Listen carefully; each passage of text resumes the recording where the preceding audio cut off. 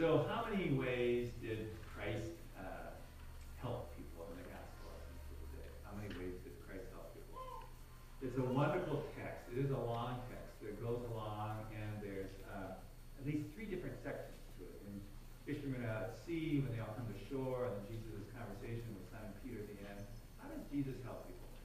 We talk about this as the Easter season and how God gives us life. But that's not just kind of an abstract principle. It doesn't just mean life after death. Jesus cares about our lives, and he cares about the everyday things that we go through.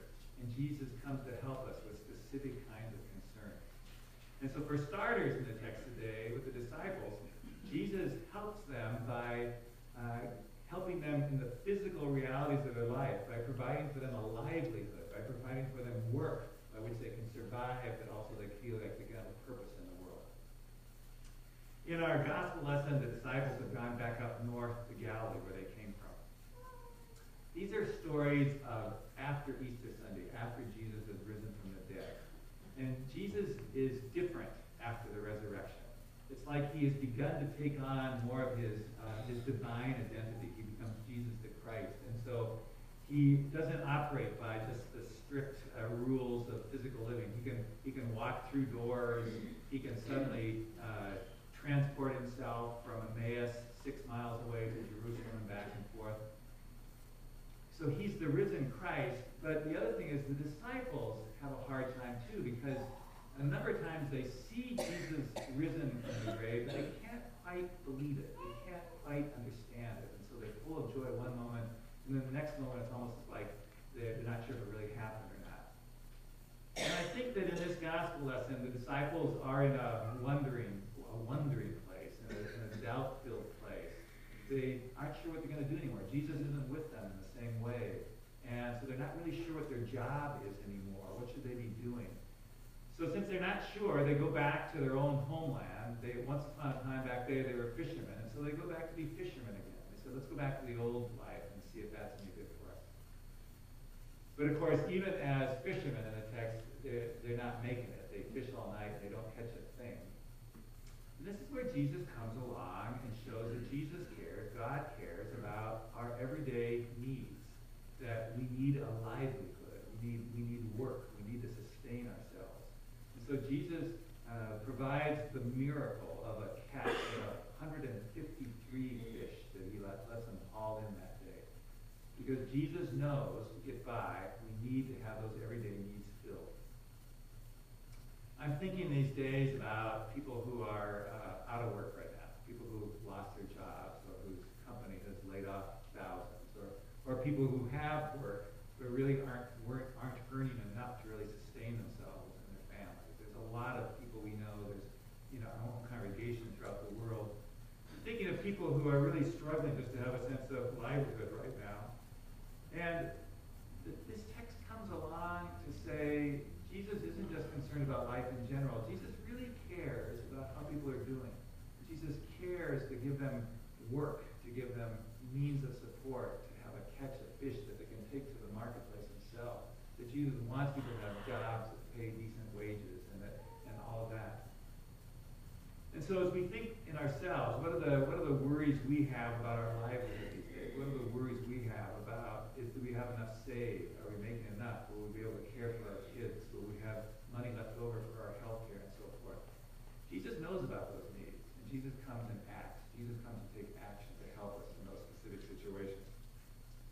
So that's one of the ways in which Jesus helps in the story, is that he cares about his disciples having enough, not just to survive, but he actually gives them abundance. The second moment in which Jesus helps is when they get to shore, and Jesus has breakfast waiting for them. Jesus cares about our bodies. Jesus cares not only about our spirits. I'll talk about that in a minute. Jesus cares about our health, about this body that God created. It's a great line in the text, I think. It's one of my favorite lines when Jesus simply says to the disciples, come and have breakfast.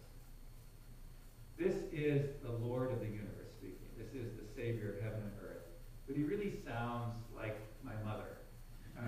When my mother knew I was hungry, and she would just say, come and sit down at the table. Come and have breakfast. tender heart and knows that our bodies need to be sustained as well, not just our purpose in the world. Good work is so important. Having a sense of what we're doing is so important.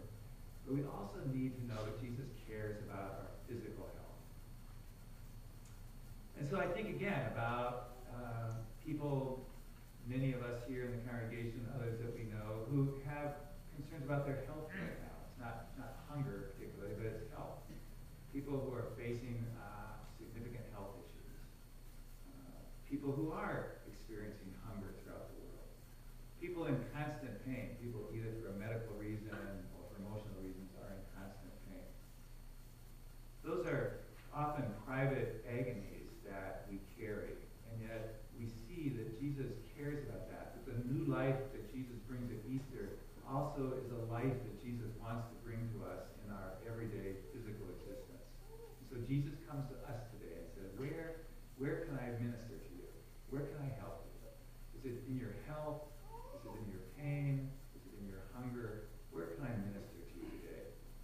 Come and have breakfast. Come and let me fill you. Come and let me nurture you. This is the life that I want for you. And then the third place where Jesus helps someone is in that last section with Simon Peter, in which Jesus cares for someone's spirit. Why did Jesus ask Peter 3 times whether he loved him or not? Even Peter is shocked at that. Many of us remember how one of the last times before this that Jesus and Peter have had an interchange. It wasn't a conversation for each other, but a communication that happened was on the night that Jesus had been arrested and was taken for trial at the court of the high priest. And remember how Peter was there? Remember how 3 times Peter had denied even knowing Jesus? And we can imagine after that, so that after Peter denied him 3 times, he went out and wept. And we can imagine that Peter was carrying such anguish within himself about that, such self-judgment, such guilt, such remorse about that. He probably was remembering that and wasn't even sure if he could go on living with all that remorse. So what we see happening in the gospel is that Jesus gives him a chance to be purged of that. If he denied him 3 times, Jesus gives him a chance to say 3 times how much he loved him. Simon, do you love me? Do you love me? And Simon could say, yes, you know that I love you. And Simon seems to be irritated about it, but Simon knows what's going on. He knows that he carries that burden in his heart. And as Jesus gives him a chance to say how much he loves him, Jesus also takes away that guilt and that burden, lets it be flushed out of his heart, be flowed out of his heart. And so we can also think about ourselves today. What are the anguishes that we carry? What are the burdens that we carry in our spirits? What are the moments that we think about and cringe as we remember them? Or what are the moments when we realize that we haven't done with our life what we had hoped we would do? Or times in which we have mistreated each other, betrayed each other? All of us go through life and our spirits are often locked and enwrapped in these kinds of regrets. So Jesus comes to us and says, part of the life that I want to give to you is freedom of the spirit. I want your spirits to be set free. I want your hearts and your souls to be able to dance. And so come to me for healing. This scene of Jesus on the seashore. Seashores are always mysterious places, aren't they? But this gospel lesson of Jesus on the seashore is like us coming to the shores of our longing, to the places of our hope, and wanting new life. And Jesus, in all of the real ways of our everyday life, comes to us to set us free. Comes to give us a purpose, like a new purpose for the disciples. Comes to give us work in the world. Comes to take care of our everyday livelihood. Comes to bring healing to our body. Comes to feed us, and comes to set our hearts free. That